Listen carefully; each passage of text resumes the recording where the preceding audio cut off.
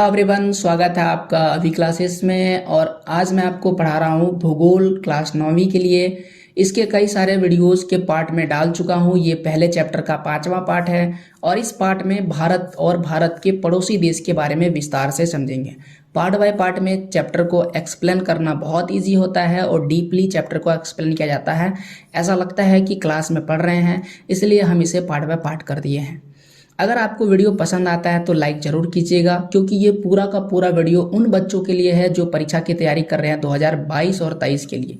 तो अगर आप अपनी परीक्षा की तैयारी कर रहे हैं तो भारत, आकार और स्थिति ये आपके लिए बहुत ज़्यादा महत्वपूर्ण है, क्योंकि ये पहला चैप्टर है।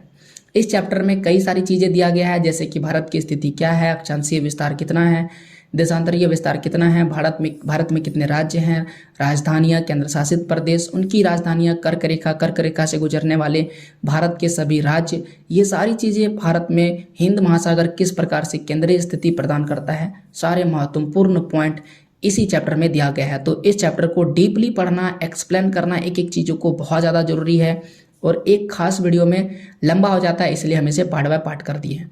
आज का टॉपिक है भारत के पड़ोसी देश। भारत के कितने पड़ोसी देश हैं, उत्तर पश्चिम में कौन से पड़ोसी देश है, उत्तर में कौन से पड़ोसी देश हैं, दक्षिण में कौन से पड़ोसी देश है, पूर्व में कौन से पड़ोसी देश है।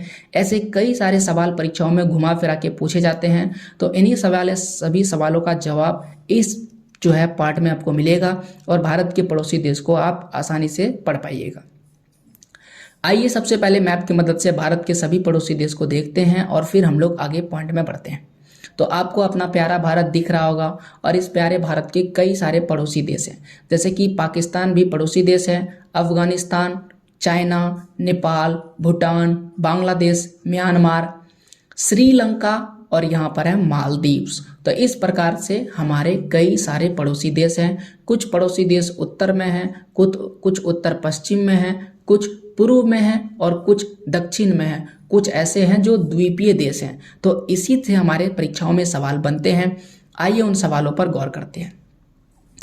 सबसे पहला सवाल पूछा गया है, भारत अपनी सीमाएं पाकिस्तान के साथ शेयर करती है, अफगानिस्तान के साथ शेयर करती है, चीन के साथ, नेपाल के साथ, बांग्लादेश के साथ, म्यांमार के साथ और भूटान के साथ। तो अपनी सीमा साझा करती है, सीमा, ठीक है, यानी कि टच करता है। पाकिस्तान को टच करता है, अफगानिस्तान को टच करता है, चीन को टच करता है, नेपाल को टच करता है, बांग्लादेश को टच करता है, म्यांमार को टच करता है और भूटान को टच करता है। तो टोटल मिलाकर के 7 देश ऐसा है जो टच करता है पूरी तरह से सीमा सटा करके रखा हुआ है।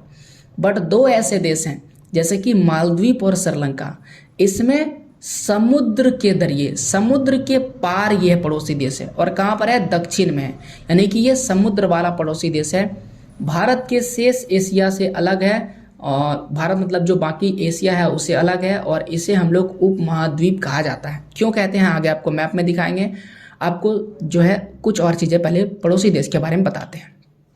देखिए, सबसे पहला सवाल कि भारत के उत्तर में कौन कौन से पड़ोसी देश हैं। तो भारत के उत्तर में नेपाल अपना पड़ोसी देश है, भूटान अपना पड़ोसी देश है और चाइना भी अपना पड़ोसी देश है।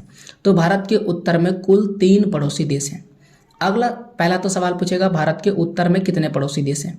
फिर आपसे पूछेगा उत्तर पश्चिम में, क्योंकि ये जो दिशा है ये उत्तर पश्चिम में है, ना ही ये पश्चिम में है और ना ही ये उत्तर में है, बल्कि उत्तर और पश्चिम के बीच में है, इसलिए इस दिशा को हम लोग उत्तर पश्चिम कहते हैं।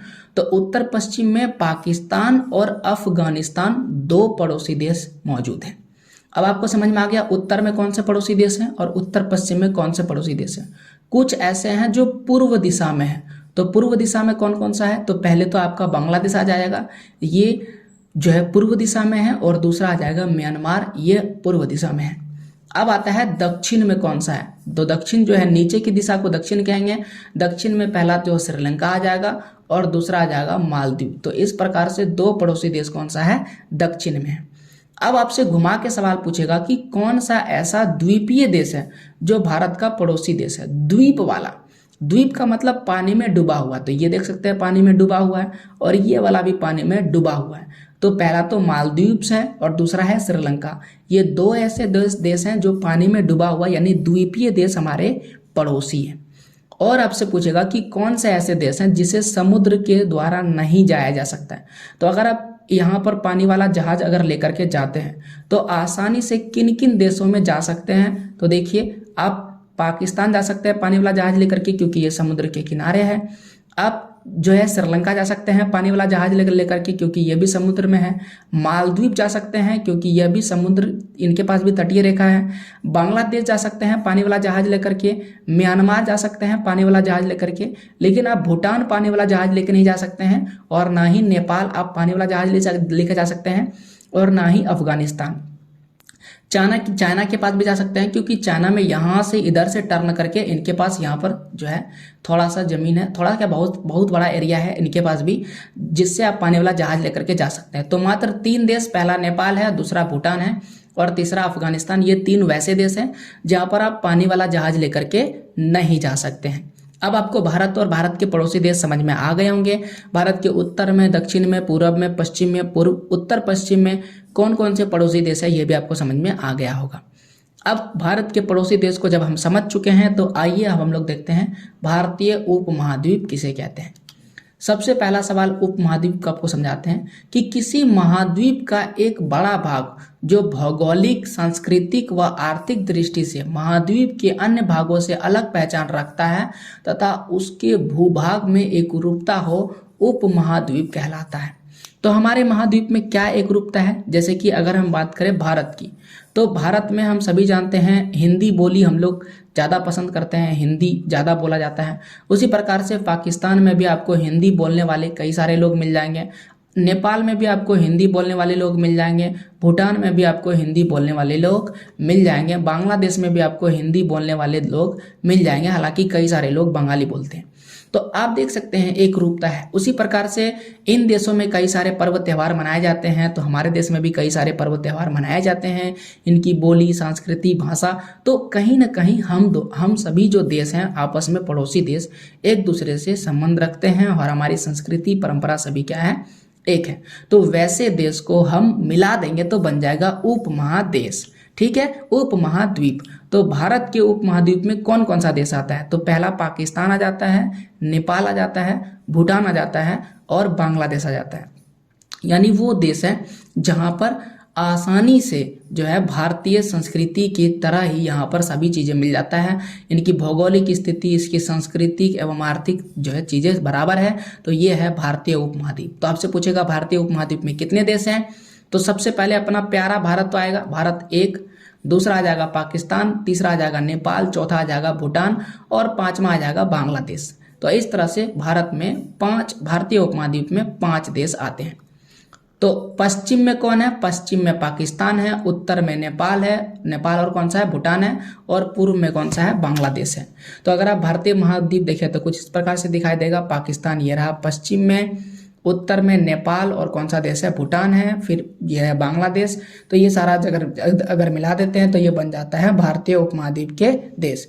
बाद में इसमें 2 और देश को भी शामिल किया गया, वह श्रीलंका और कौन सा है? मालदीव। इन देशों को भी जोड़ा गया और ये पूरा क्षेत्र बन जाता है भारतीय उपमहाद्वीप। तो भारत के पड़ोसी देश किन क्षेत्रों में, किन दिशाओं में जो पड़ोसी देश है ये हम लोग जान लिए, और सबसे महत्वपूर्ण भारतीय उपमहाद्वीप को भी पहचान लिए। तो ये था अगला पॉइंट्स, और यहाँ पर ये जो वीडियो है ये खत्म होता है।